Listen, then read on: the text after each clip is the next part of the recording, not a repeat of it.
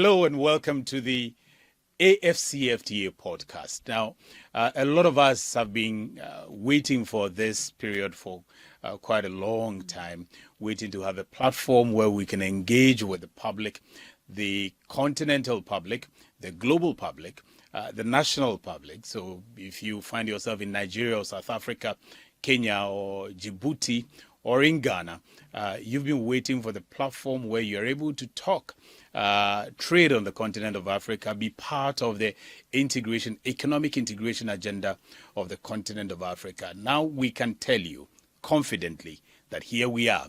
We are here to engage you. The platform is for you to talk about trade, to talk about economic development of the continent of Africa. And that is why this platform is set.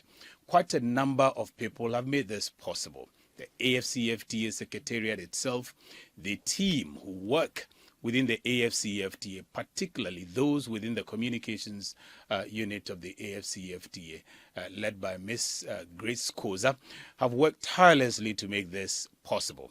And I'm happy to be part of this official introduction, the opening, the curtain raiser of this platform, the AfCFTA Podcast. And I'm much more excited to be doing this with our own one and only, the lady who has been spearheading and leading the information drive and the communication drive of the AfCFTA, including having this platform come to you.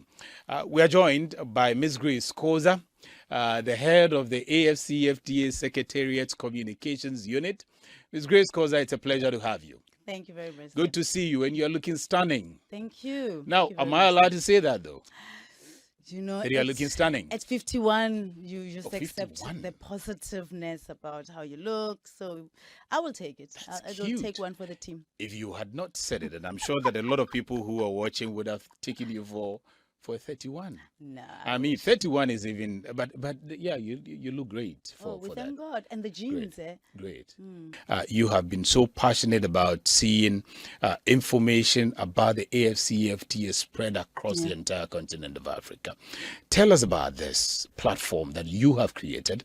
You've led quite a number of landmark platforms and communication drives to bring information around the AfCFTA to the continent, to the world at large.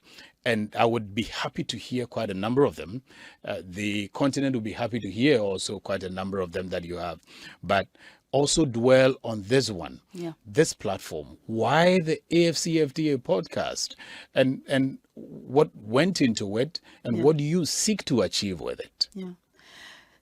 Sam, thank you. As you're talking, the first thing that goes to my head is gratitude. I think I am filled with gratitude to have been given the honor of being part and parcel of this wonderful team of young people who really wanted to tell our story our way.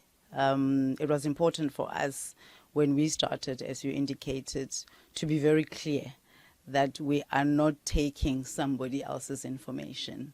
We are talking about what this continent wants for itself, and we are going to be as honest, as transparent, as informative as possible. The creation of this platform, our podcast, was really part and parcel of what we wanted to do eventually. The good thing about this is that from the first go, we had the real support of His Excellency, the Secretary General, Wamkele Mene. It really didn't take a lot to convince him that we needed to have our own studio. I see. So to have that kind of support at that level makes it a bit easier. Considering that communication in most institutions is always at the back end. It's always remembered last. We are the people who make things look nice and presentable.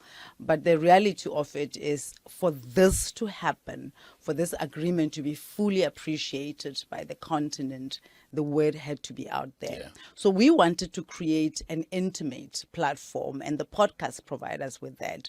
Informative, educational, and really more engaged kind of platform, because as the host, you will engage the guest that you meet across. But importantly, a space where we can be honest as a Secretariat about the success, the challenges, and what we see needs to happen, because it is that platform that would empower the African public to also help us really go in this journey together. And that's why we created this platform. And that's exciting. A lot of people on the continent have been looking for the sources of getting the authentic information. And here the emphasis is authentic, because there are quite a number of sources out there, and people are throwing a lot of information out there. True or false, one can rarely tell. Today, as you officially introduce this platform to the world, how do you want the continent, the world, and countries, party states in particular, see this platform?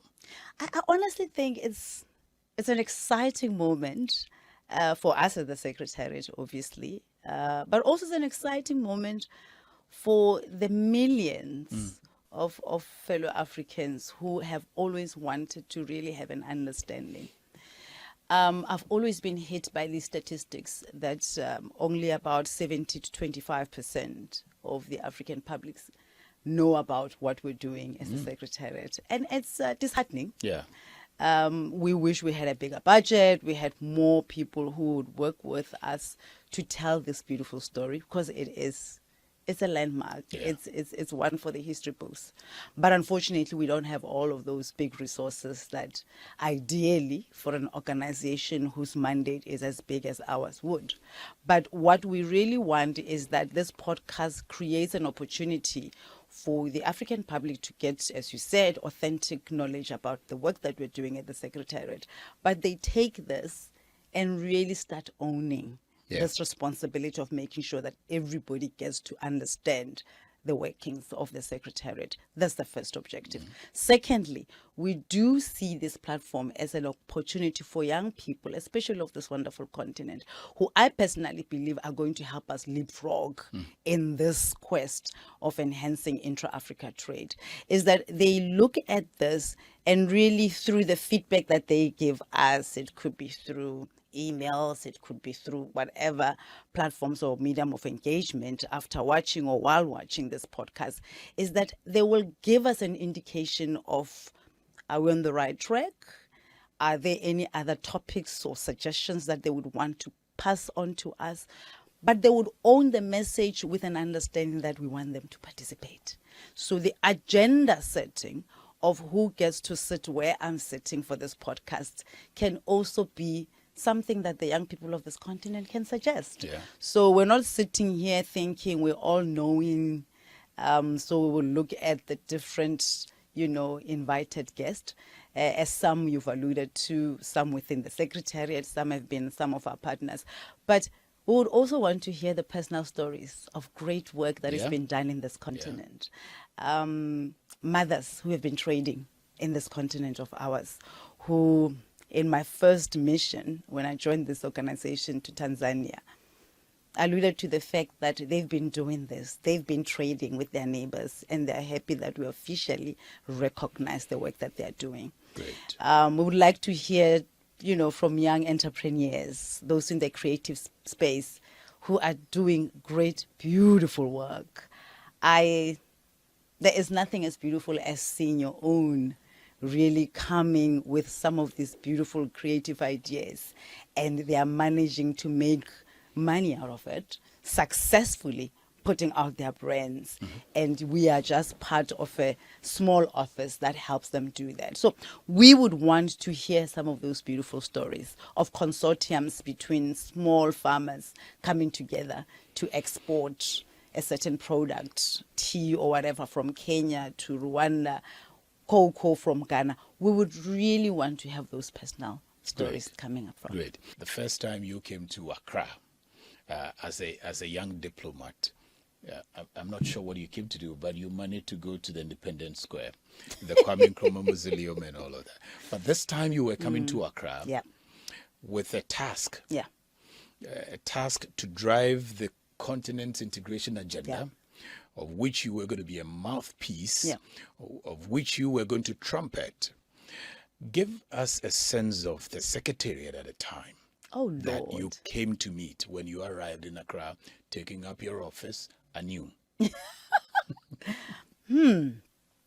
First, it was exciting. I have From to the be beginning. honest. From the beginning. I think, you just know that we're all Yeah. rooting for the success of the leadership, but also the success of this secretariat. Yeah. I got, even on the plane, I still remember some of, my thoughts. I was like, quite clearly, probably there's nobody. I'll be the first one. But this is going to be exciting. Yeah. I've even, as a diplomat and even in my private sector life, I've always started or initiated units or programs. So I've never been fearful of starting anew, really haven't. But I think what was more exciting for me is when I came and joined the Secretariat and I realized that just the room I was sitting at, our first management meeting, you turn right, you turn left, in front of you, there were talented, intelligent fellow Africans from across the continent. And you listen to their inputs, you realize that you are not only in the right space at the right time, but you are with the right people. Right people. Yeah. I'm that kind of person, as you all know. I feed off positive energy. Great. But people with an understanding of their calling, those are the people who really get me and get me excited. We knew from day zero that we didn't have much resources, but the task at hand was bigger than what we wanted to achieve. So all that we did in the first 2 years was to literally lay a good foundation. Yeah. There were 3 things that I was really, really adamant that I wanted to achieve in the first year. 1, a clear brand visibility Yeah. of the AfCFTA Secretariat. That was a big one. We're fortunate we inherited the brand identity that was approved by heads of state, so we didn't really have to go through all of that. I meet a lot of people saying to me, can't we change the acronym? And I'm like, unfortunately, You have to. it's bear above with it. our heads. That was done by the political heads. At the level of the heads At of the states. level of the heads of states. But it was important for people to start knowing this brand and what it represents and what it stands for. Second objective that was very, very important for me is to properly articulate. I always say to the team, as you know, we need to ensure that whatever we communicate needs to be consumable by any stakeholder. Yeah. It could be a young person who's doing some academic work at a tertiary institution. It could be an auntie, a granny, a mother who is part of the cross-border traders. It could be a business person who thinks they know it all and look at it from the prism of professionalism and whatever. Or it could be policy makers themselves. Those who've been part and parcel of the journey. Yeah. So it doesn't matter. We needed to come across as clear and as well articulated as possible. But importantly, we need to make sure that the message is well understood. The third one was, for me as an objective, was to build a team of young people. I was very clear in my head that we needed a team of young people who were not scared of doing some of the craziest things that we've done in the communication. Taking great initiatives. Absolutely. But what I found was not only wonderful, creative, intelligent young people, but passionate and dedicated young people. And because of that, the work that we needed to undertake in the first year or so called on us to even give up our time. So we used to come to work on Saturdays. I used to come back from church and still come and do some work in preparation of the work that lies ahead for the next week or so. But we did that with excitement and joy because we knew and we appreciated that it could have been another fellow African who would find themselves where we found ourselves. So we didn't take that opportunity for granted. What can you tell us about how the continent from your perspective, has received the work that has gone into communicating this great continental renaissance to the public? Well, let me first start by saying a lot could have been done, and we wanted to achieve more than we have, to be fair. When you walk into an AfCFTA Secretariat's meeting, it doesn't matter where we are in the continent, you can tell that this is an AfCFTA Secretariat's meeting. We have a distinct look that is, honestly, can compare to any commercial entity. We've worked on our brand articulation. We've ensured that there's consistency. We've ensured that there's appreciation of the fact that we take pride in what we represent. So even just the look, the website, we ensured that we literally come across as a website that understands that we are talking to the different publics in this continent. And there's a lot, as I indicated, that we could have done. But also even the communications, we cover a lot of the works of the Secretary General himself, His Excellency, but also what the organization is doing, the Secretariat itself. We want to make sure that the public understand that behind the scenes, in all of these rules of origin, in all of these discussions, the technical jargons here and there are broken down. The activation of PAPs, people understand that they're fellow Africans who are making sure that this is done properly. We had challenges, I think, when we started, for example, where our relationship with the mothership, the African Union, would have been better. We would have wanted it to be better. But I think their support was good enough to allow us to find our little feet and establish ourselves and root ourselves as the Secretariat. What's also very important, especially in the space of communication, was that it was also important for member states themselves to understand that the responsibility of talking about what we are doing and how it's going to benefit the public was not only for the Secretariat, but it was also for member states. So a lot of consciousness around how we help member states communicate and how they, help us to use some of their different platforms. Just the synergy and the utilization of platforms from within the Secretariat and also member states. It was very important. It was very important. It was imperative. Then the last one was the relationship building with the media. Yeah. Very important. That was critical. That was very critical because these are our partners. These are, the stakeholders that literally help us to disseminate the message. Carry the message across. Carried across in Ashava to even places where we can't. And that's why we went as far as having a strategic relationship with Africa 24, CNBC Africa. We've got partnership with other media partners over the years. We wish we could have intensified that. I mean, if we had more money, whoever is listening out there. And a lot of them are listening. The Secretariat communication needs support. Yeah.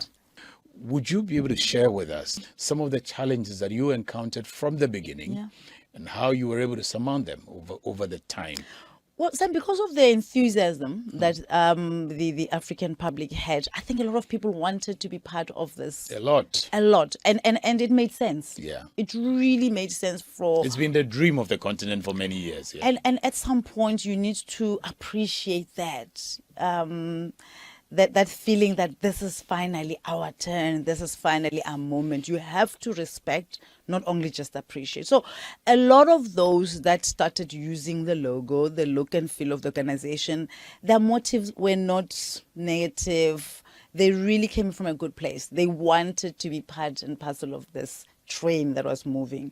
So we needed to understand that. But having said that, I've always said it was also important for us in the communication unit to also then communicate that the Secretariat has now been established. Let's work in partnership with a clear understanding that we needed to work together to protect the identity of the organization, but also to help those who had the zeal and the enthusiasm to be part of this train. So there was a lot of conversations that were held behind the scenes, primarily because I've always said, we as Africans, we want the best for ourselves, just like any other It could be in the UN, it could be in other organizations. They also want to protect their brands. They also want to build brand equity. And that was very important for us, that we wanted partners who understood that, who are not going to take advantage of the enthusiasm and everything and abuse that was created for their own benefit, by the way. So what we did, we ended up with strategic MOUs with certain of the partners, but entrenching the relationship between us as communication and member states. What we're now doing to ensure that we have created over the past 5 years really is protected and respected is that we're having conversations with member states, governments, to say, from a brand regulatory framework, these are the do's and the don'ts, because we work for member states. So we're not going to tell them you can't use this instrument that is yours, but let us work together to ensure that it is done properly, with respect and with honor, because you want it to have that same respect. You want to look at the logo and the branding of the AfCFTA and feel proud, and not to feel like, that's just one of those entities. I always say to people, it's important to appreciate that we are the only program out of the Agenda 2063 that has been activated and activated for you. I know that the Secretariat have gone through a lot, from the negotiations, high-level negotiations stages, through to now the implementation stages. You've had a guided trade initiative, and at some point, and here we are now talking about commercially meaningful trade that we are seeing on the continent. How has the communications unit of the Secretariat navigated through all of these, from the negotiations, high-level negotiations, through the guided trade, to commercially meaningful trading, implementation generally? How have you navigated? The good thing is that majority of the colleagues internally, most of them participated in the negotiations. Some of us didn't. So we came here, we're newbies, we didn't know much, and we just made sure that we hang on and we grasp them and we had conversation with them, so that we learn and appreciate what started this beautiful journey, but importantly to understand what it would take to get where we are. So that was important, to have those conversations with them and to read up. I always say to colleagues, the first thing I did when I joined the organization was to read the agreement and to talk to colleagues who were part of the negotiations, just to get clarity on things, so that I understand what is it that I'm supposed to be speaking about clearly. And it needed to be clear, not just for me, but also for the audience that I will be speaking to. But I think also what really helped, as an example of what you've just mentioned, the Guided Trade Initiative, is that His Excellency decided to take ownership of this and make it our own central program as a Secretariat for all of us to support. It made sense because here for the first time we were saying to the world, here's proof of concept. That this is possible. Normal trade is happening in the continent, but for the first time, trade under this beautiful agreement and its benefit can be visible, can be seen. So the Guided Trade Initiative was that proof of concept. So from a communication point of view, we walked the journey from inception, when the concept was written, to ensure that as we walk in defining what the Guided Trade Initiative would look like, communication support, but also communication, it is not the last partner that comes after just to tell the story, but it is roped in at the beginning to ensure that each and every part of this initiative is told to the different audience with a clear understanding. One, we needed a buy-in from the member states. Two, we needed private sector's appetite to also participate. And that's where communication was very critical. And the good thing is, you had different players. I mean, we had women. We had young people. I still remember that consortium from Kenya that was exporting tea. And you still had the established companies that were like, okay, but we're also here. where big products could be exported or imported from the different parts of the continent. What that taught me, for me, were two things. One, when there is a political will Yeah. for things to Yeah. be done in this beautiful continent of Yeah. ours, it gets done. True. Secondly, there is no way we can do this without our private sector. No way. So you need the private sector. You need them to come on board. You need them to understand. When people look at us and say, what's next? Yeah. You're in the implementation phase. What's our role? I said, there are so many roles that you need to participate in. And one of them is to ensure that your own countries domesticate that they've agreed at the level of the multilateral institution that is the Secretariat. Now is to domesticate, to make sure that you now, as a private sector in that country, can take advantage fully. You've had enormous strategies in achieving this, and AfCFTA is almost everywhere. Nonetheless, I'm sure that there are quite a number of people who are out there who have also not heard or know much about That's the true. AfCFTA. What would you say is the strategy, the communication strategy your leadership is bringing to the table, has been undertaking, and seeking to do to ensure that this journey of having a one market on the continent of Africa becomes a reality as we see in it?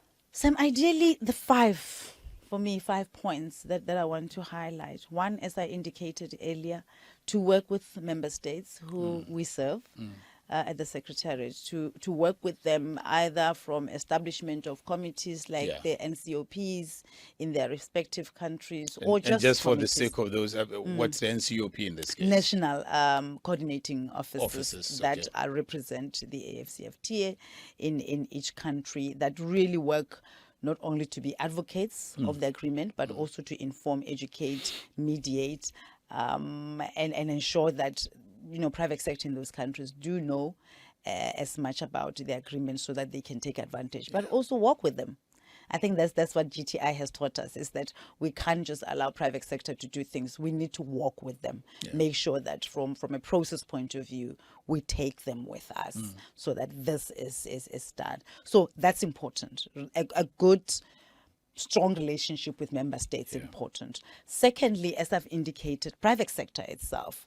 We now have a private sector, for a better word, desk that is led by a very good colleague of mine, Miss Cynthia Nyasimbe.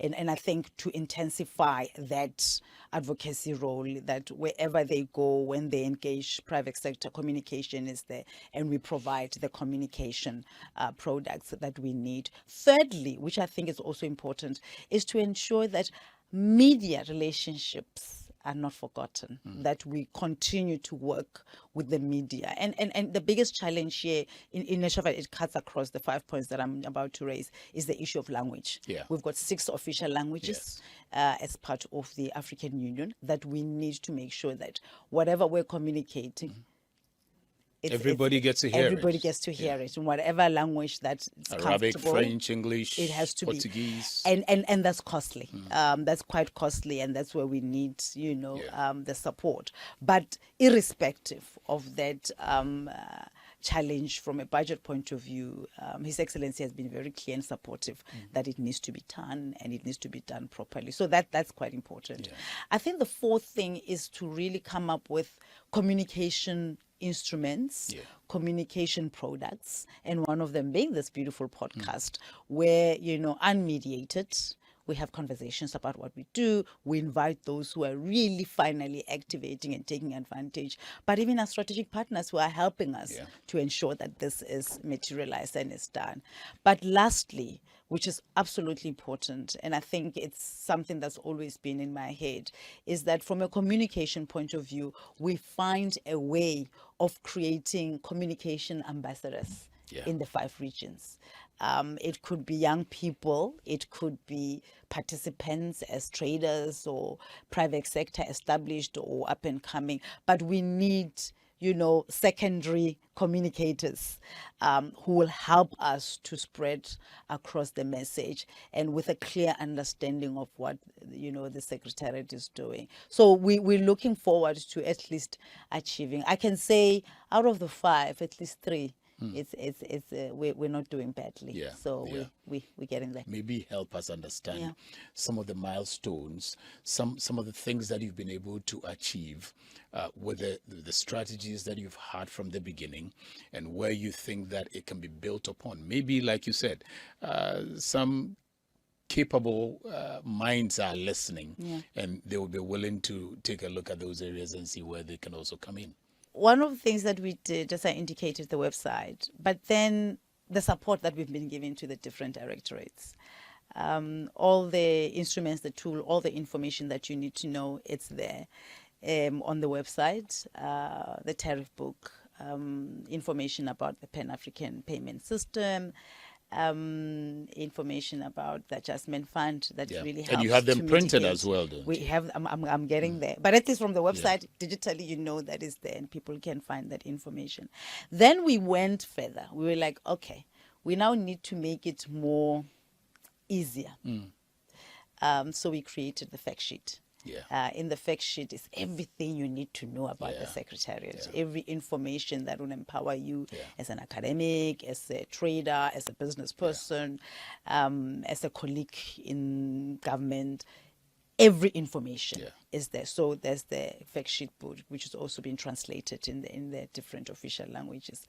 Then the other milestone was the magazine.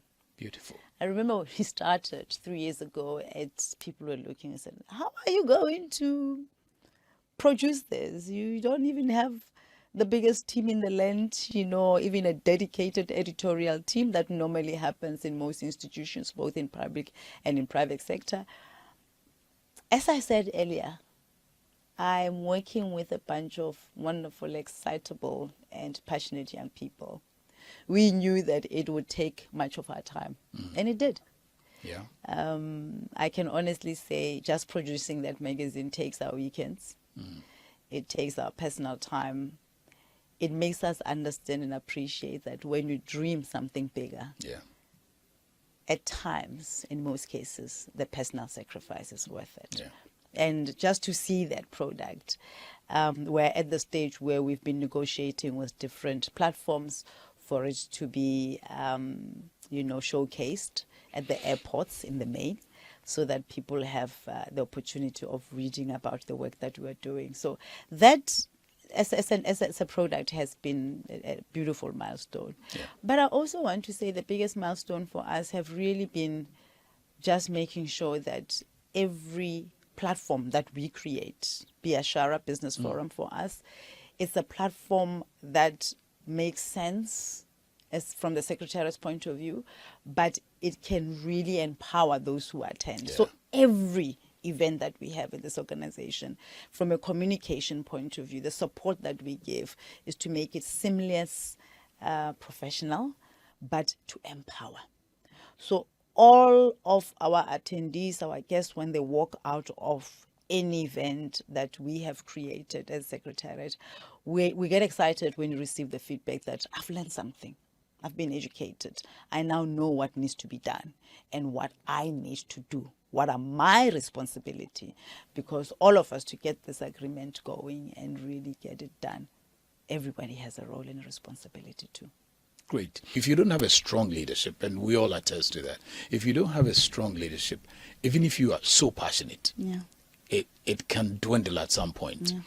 The passion, the leadership, drive brings out a lot out of potential talents, and that's why it's important that a lot of people can learn the sort of leadership that is embedded within the communications, and maybe that is also at the Secretariat level, which has made all of these possible. So my first leadership role was straight out of varsity. I just graduated from the London School of Economics, and I landed as a diplomat. And I was overseeing a unit called, maybe let's not mention the unit, but it was a small unit in the Division of Communication, whose role and responsibility was to turn around reports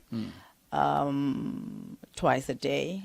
We used to get raw information from the different missions, and because of the different time zones, we would take that information distill it and package it for the consumption of the president, the Minister of Foreign Affairs, and everybody who was in the international relations cluster. We work with the department, obviously Foreign Affairs, some of the colleagues in other departments, the Ministry of Intelligence. We worked with the presidency. So it was important for us to distill information that we knew that was relevant and would be appreciated for our principles. And that was a 24-hour unit. I came in at a time where we had what we used then to describe as old guards, those who have been in seniors who've been in the diplomatic space for years, joined during the horrible years of apartheid, and then you had younger post-apartheid South Africans who were very few. And I remember asking, why are they throwing me into this deep end? They could have given me something easy, like straight communication. But the good thing about that was, more than anything else, that's when I learned servanthood leadership. I saw it in practice. And leader who is so empowered and confident in themselves that they are not shaken by the best that they bring, because they understand that their role, more than anything else, is to create an environment for each and every member of the team to find themselves and excel. My first boss or leader was a gentleman called Ronnie Mamweba, one of the youngest to be arrested and spend time at the Robben Island with the likes of former President Nelson Mandela. Ronnie didn't go to universities like I did, Rhodes, London School of Economics. I used to say he is a graduate of the real struggle. Passionate enough to finish his academic work while he was in Robben Island. But what he demonstrated to me was an understanding of what a role of the leader should be. Yeah. You don't micromanage people. You allow them. You create an environment deliberately for them to excel. And out of that, I learned and I saw it because it was done to me on a daily basis. Then the second tier above him was Dr. Ayanda Nsaluba, who was the PS, or the Director General. Permanent Secretary. Very, very sharp, educated with all academic qualifications, a gynecologist by training, who ended up doing his master's also in London School of Economics. But probably one of the most intelligent people that the African National Congress as a party produced, because he also came back from exile. And he also demonstrated that leadership is not about imposing your will and making people suffocate, that they shiver when they hear your footsteps. I'm sure my colleagues will tell you, when they hear my footsteps, they know that the next thing that's going to come is a smile, a laugh, a joke. And you probably have started shouting before you walked in. I don't even have an intercom, because it's that environment where if I need a colleague to come to my office, I shout their name and they come and we laugh and we talk. Even when I have to reprimand them, I think sometimes I confuse them, because they're probably thinking, is she serious? They come in for a party, or they come in for a sad moment, yeah. But for me, is to get the best, because I saw that being done to me. I literally, just a young diplomat with no knowledge of diplomacy. But I was given information by the likes of the different ambassadors who were there, Ambassador Nene, Ambassador Njinga, former Deputy Minister Aziz Pahad, my minister then, Khoza Dlamini Zuma, who I still recognize as a minister, even though she's former. To find yourself in a space where people were deliberately investing in you as a person. Here's this young black woman. They wanted you to excel. They deliberately wanted us to excel. And they provide an environment that doesn't constrain you. They allow you to bring your personality, to laugh, to have fun, and still do your job. So that's the leadership I bring. From that day on, when I saw that this is the kind of leadership that gets the best out of me. Even when I joined the private sector, I still exuded that. I still wanted to create an environment where young people as interns can come as interns. As I was recently reminded that one of the interns in the private sector entity that I worked for said, I couldn't believe my eyes when I was told that she wants to meet you. And here I am, just at intern. And the first words that comes out of her mouth is, what do you want to do? And this young person looks at me and says, I'm confused, I'm an intern. I said, no. I know. You should have an idea of what you What want you to want to do, achieve, yeah. what do you want to do, where do you want to, learn about this craft that is communication, so that I can be of assistance to you. And that is for me. And as I indicated, I was very fortunate to also come from a family where being of service to others is important. It's not about you and your ego. And that's the kind of leadership I honestly believe that Yeah. I emulate. Yeah. And I try to my level best to ensure that every team member knows that they're appreciated. Great. Doesn't matter how big or small you think your role is. Yeah. You are a very important part of this team. Yeah. Yeah. And that as you speak, a lot is going through my mind. I'm wondering whether is there any political ambition going on somewhere? Where? Do you have any? Yeah, look around. It will also come back to you. Yeah. Are we Sam. seeing ANC minister sometime? Wenana. Foreign affairs somewhere in ANC? I tell you. You know, My but country's very... you've been involved in politics, haven't you? Yes. Back home in South Yes, Africa. yes, Yeah. yes. And I'll always And be. you would always be. Yeah, my generation is a generation that knows that we benefited. Yeah. I benefited, and I'm not ashamed to say it. Yeah. I benefited from the And policies you've got of... parents who have been political. And I'm highly grateful. political, And yeah. I'm really, really grateful. You want to get back into it fully? I think part of that comes with that responsibility, Yeah. if given a chance. Good. The fact that I stayed in foreign affairs for all those years was exactly that. Yeah. When given an opportunity, I wanted to give back. I wanted to be part of my country, Serve the country. that is literally finding itself and trying to create what it wants for itself. Years later, when I was in foreign affairs, I started then being given the responsibility of a division called Strategic Communications, where we worked with the likes of the International Marketing Council, Brand South Africa, worked closely with SA Tourism, partly to utilize the 126 embassies to promote Brand South Africa. Good.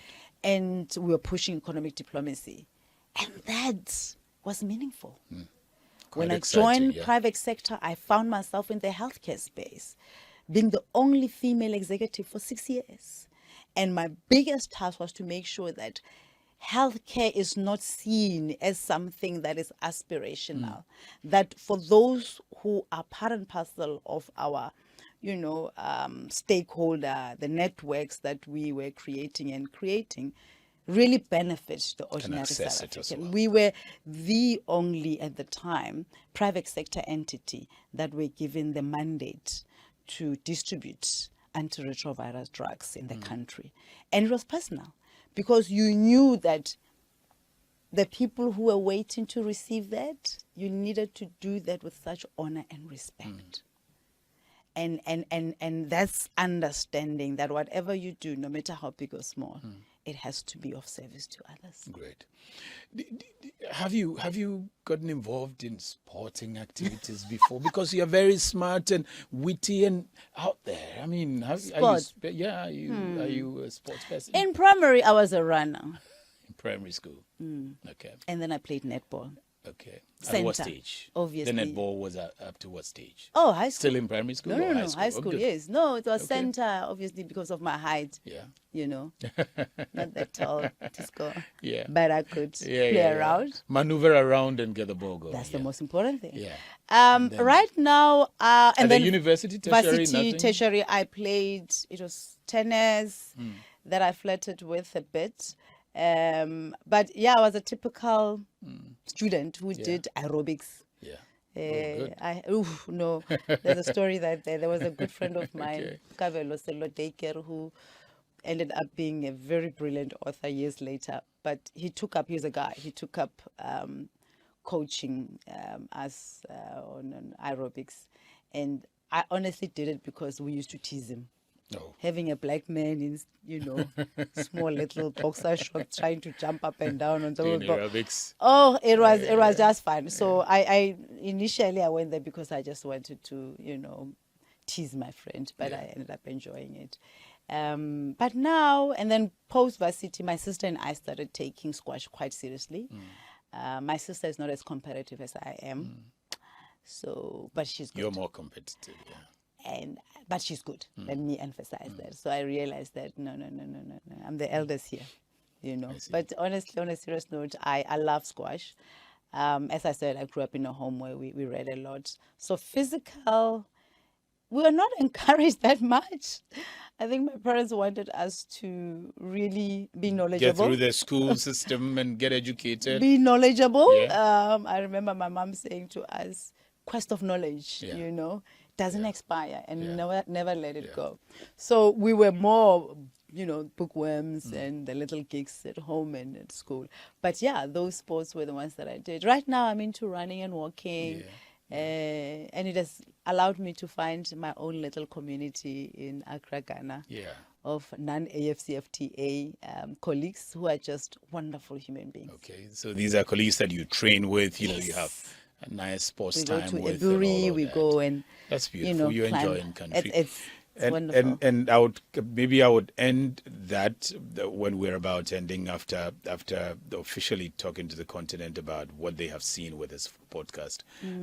I will end on that. But I wanted to find out what else do you do aside the running around every? What else do you do when you are not talking trade? You are not communicating trade. You are not having trade conferences here and there. Do you read, watch movies? Do you go dancing? Because I have seen you dancing and it was beautiful when I saw you. What else do you do when you're not communicating trade? I honestly, at the moment, the young people that I mentor, which I take quite seriously, some of them are back home. So I have online conversations twice a month. Which I really, really, really take seriously, as I said, because somebody invested in me, and I think all of us have a role and a responsibility to do that.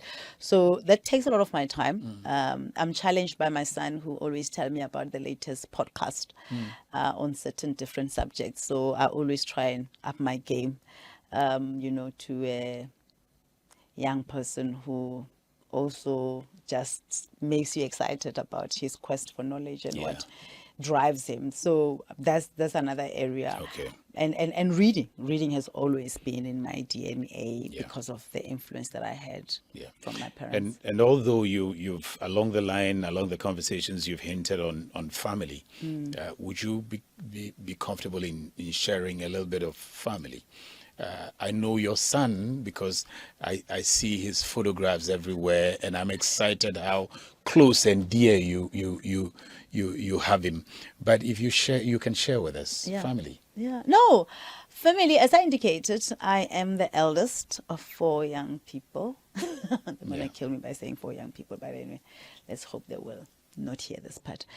And I take that role quite seriously. Yeah, that's what I meant. How I'm a sister. Closely do you get with family? I'm a sister, and now I've been blessed with the role of being an aunt to my nieces and my nephew. That is also a very big role. Yeah. When I was in foreign affairs, the first 6 years of my son's life, honestly, it really took a village.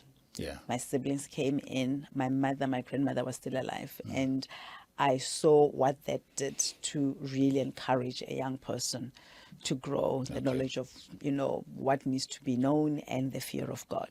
So I take my role as an aunt seriously. I'm a wife to a wonderful, adorable human being who's been my best friend for over 25 years. Beautiful. We met at varsity, and we still all the way partners. from varsity. Yeah. Some people started it and couldn't survive it. Congratulations. Thank you. You took it all the way. We thank God. And that's the father of your son, and Yes, that's my husband. That's beautiful. And I'm a daughter to my mother. Another role. I always say to young people, if there's any blessing that you want coming your way, is to ensure that you take care of these elderly people. It's when people say God bless you, I'm like, He always does, because I truly and honestly believe it. My role as a daughter to my mother, it's important. Then yes, I am a mother to my son, who God has blessed us with him, and I would not trade him for anything. At the moment, he's at the stage where he is intellectually stimulating me, challenging my morals and my decisions at times. And I think he allows me to have the man in the mirror moment when I engage with him. Nice. Because he's honest enough to be candid, and it comes from a good place. But he's matured enough to know that there's a sense of where he needs to come from with respect. He's justice driven. He has that quest where, irrespective of where he is in life, he knows that, you have to fight and stand up not only for your rights, but for other fellow citizens and fellow human beings. And on that, you have a strong passion for Pan-Africanism. Where's that coming from? I come, as I indicated, from a home that exposed me to that, but I also come from a family of strong women. My granny is from Lesotho, and she came to South Africa, very educated from Lesotho at the time, and believed strongly that this is our continent, irrespective of the political rhetoric. I saw it being lived at home, that you need to identify yourself with this beautiful continent. I mean, I come from such a strong family. My mom and my granny's complexion and my son are much darker than mine. I wanted to be just like them. I was like, this light complexion is just not it. I wish I was a bit darker, because the sense of pride of who you are as an African, as a black person, as a black woman, was strongly entrenched from a very young age.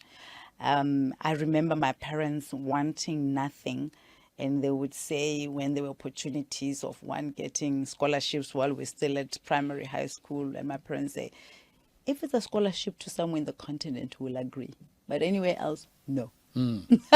So, you grow up with that, but also, as indicated, to have a strong identity of self as a woman. There is nothing as beautiful as knowing that you are created in God's image, full stop. You're beautiful as you are. Your talents, your skills, what you have is exactly what is needed for the world to survive and for you to make an impact. Good. Ms. Grace, we've had the opportunity today to learn a lot from you, communicating trade on behalf of this great continent. We've learned your private life. We've learned the opportunities you've had and the opportunities you've given others. And some of us are clear witnesses of the opportunities, the immense opportunities that you have given to people, young people of this continent, with physical evidences here and there.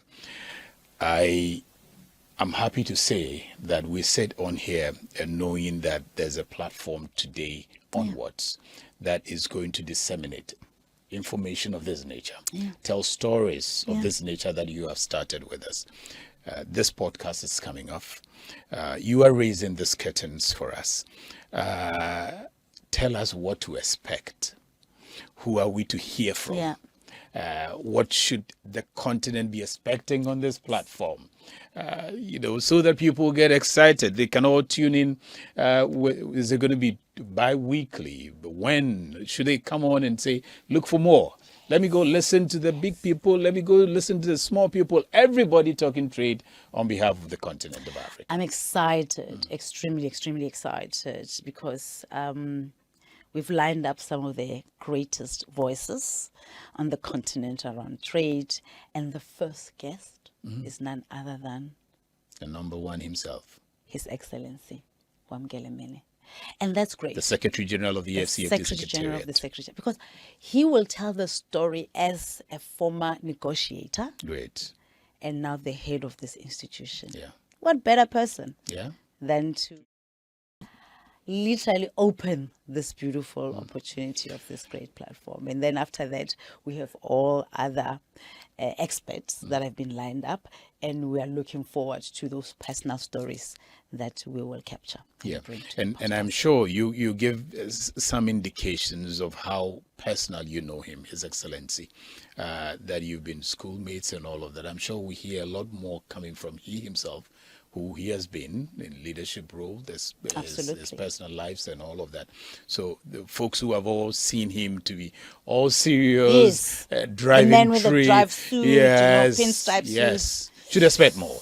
and working fiercely like a soldier because he's purpose driven. They should expect more. Yeah, we should. Yeah.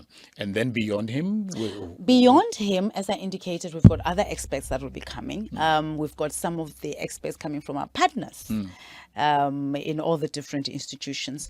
The good thing about it is that there is a recognition from our end that this can be done by just us alone. Yeah.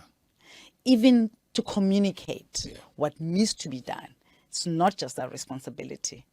We have a whole village that supports us, that wants us to excel, and we're excited about it. Even though I'm sitting in I'm going to have to hand over the rest of the program to you to talk to the continent, what you have brought to them and what they should be looking out for. We're excited to finally say the AfCFTA Secretariat Podcast is being launched. Ideally, we would have loved to do it weekly, ideally, so that there are weekly fresh content, but it will be bi-weekly. That means every second week. And fortunately, that allows you time to see the episode, rewind, fast forward, pause, immerse yourself in the content that will be shared. It's important for you to own it, because whatever needs to happen for this agreement to fully be implemented, the responsibility lies with both of us. But above all, it's an unmediated platform. So we're expecting feedback from you. You can send us an email. You can literally engage us, whatever format you choose. It's important for us to hear from you. So we're looking forward to the launch of the podcast. And I know it's going to be exciting, not only because behind the scenes, we've worked so hard to get this going, but we are making sure that you also come along and be part of this journey. Thank you. Thank you, Ms. Grace. And we have to also encourage them to also share the links and share the content with their partners and stakeholders and all of that. And they should continue to expect a lot more from you and your team.